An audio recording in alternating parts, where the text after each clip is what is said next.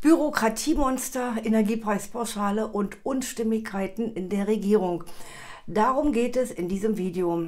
Es gibt nämlich Neuigkeiten vom 11. Mai 2022, die aber Unstimmigkeiten zwischen der Ampelkoalition und CDU-CSU-Fraktion verursachten. Mein Name ist Jutta Martin, ich bin Diplom-Finanzökonomin und Autorin mehrerer Steuerratgeber. Die Links dazu findet ihr unter diesem Video. Sichert euch auch die Gratis-Anleitungen zum Downloaden ebenfalls unter diesem Video. Einmal für Rentner, einmal für Arbeitnehmer. Falls ihr den Kanal noch nicht abonniert habt, so lohnt sich das auf jeden Fall, denn ich informiere über aktuelle Themen zu Renten und Steuern. Die Diskussion um die heiß umstrittene Energiepreispauschale ist ja vielen bekannt. Die Auszahlung der 300 € Energiepreispauschale ist nun für den September 2022 vorgesehen. Hier nochmal kurz zur Erinnerung. Das Steuerentlastungspaket aus dem März 2022 ist wegen der explosionsartig gestiegenen Energiepreise in diesem Jahr um ein weiteres Entlastungspaket erweitert worden. Es enthält unter anderem einen einmaligen Kinderbonus zum Kindergeld und auch diese Energiepreispauschale. Darüber habe ich bereits am 26. April 2022 ein Video veröffentlicht. Den Link dazu stelle ich gleich hier unter dem Video zur Verfügung. Schaut ruhig noch mal rein. Die Regierung hatte beschlossen, nur die Mitte der Gesellschaft schnell, unbürokratisch und sozial gerecht zu entlasten. Dass die Studenten, Elterngeldbezieher und Rentner nicht zur Mitte unserer Gesellschaft gehören, habe ich in diesem Video erläutert, also in dem Video aus April. Mit sozialer Gerechtigkeit hat das allerdings nichts zu tun. Am Mittwoch, dem 11. Mai 2022, also vor einigen Tagen, hat die Regierungskoalition aus SPD, FPD und Grünen im Finanzausschuss die Energiepreispauschale beschlossen. Das Gesetz ist sozial total unausgewogen. Es bleibt dabei, dass die Studenten, Elterngeldbezieher und Rentner außen vor bleiben. Dieser Personenkreis ist aber von den steigenden Energiepreisen genauso hart betroffen wie alle anderen Bürger. Es gibt aber ein paar Schlupflöcher. Wer gut beraten ist, findet trotzdem einen Weg, die Pauschale als Rentner jetzt zu bekommen. Welche Möglichkeiten es da gibt, möchte ich hier nicht näher erläutern, denn nicht alle Betroffenen haben die Möglichkeit, solche Schlupflöcher zu nutzen. Dazu gehören vor allem Menschen mit gesundheitlichen Problemen, wie zum Beispiel die Erwerbsminderungsrentner.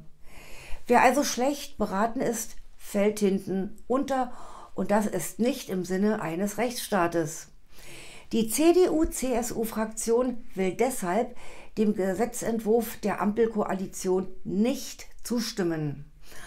Auch ist der Bürokratieaufwand viel zu hoch, so die CDU-CSU-Fraktion.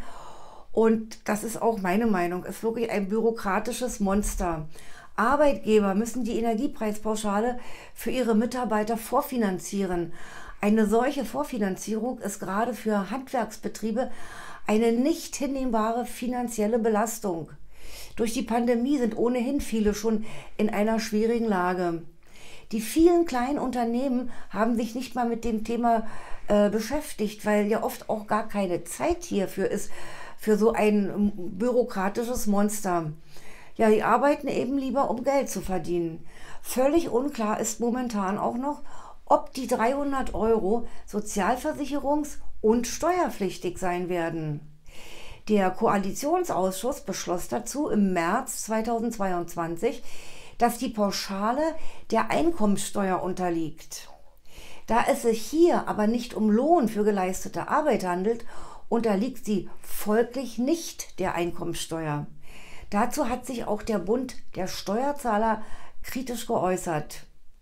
Auch für Selbstständige sieht der Bund der Steuerzahler keine Steuerpflicht, da es so keiner steuerpflichtigen Einkunftsart zuzuordnen ist und daher steuerfrei zu belassen sei. Zu den Sozialversicherungsbeiträgen findet man im Maßnahmenpaket des Koalitionsausschusses nichts. Es muss noch ausdrücklich und klar geregelt werden, dass die Energiepreispauschale kein Entgelt darstellt und nicht sozialversicherungspflichtig ist. Demzufolge, wann und ob das überhaupt richtig geklärt wird, das ist noch völlig ungewiss. Die Pauschale soll nun aber auch für Minijobber gezahlt werden. Das betrifft etwa 7,4 Millionen Minijobber in Deutschland. Wer als Rentner also noch nebenbei einen Minijob ausübt, soll nun doch von der Energiepreispauschale profitieren. Das ist auch nicht sozial und gerecht und benachteiligt hauptsächlich die Erwerbsminderungsrentner, die aus gesundheitlichen Gründen gar nicht in der Lage sind, sich noch nebenbei etwas dazu zu verdienen. Aber das habe ich ja vorhin schon erwähnt. Auch wer als Rentner noch nebenher selbstständig ist, soll die Pauschale erhalten. Also wie die praktische Umsetzung hier aussieht, ist ebenfalls nicht eindeutig geklärt.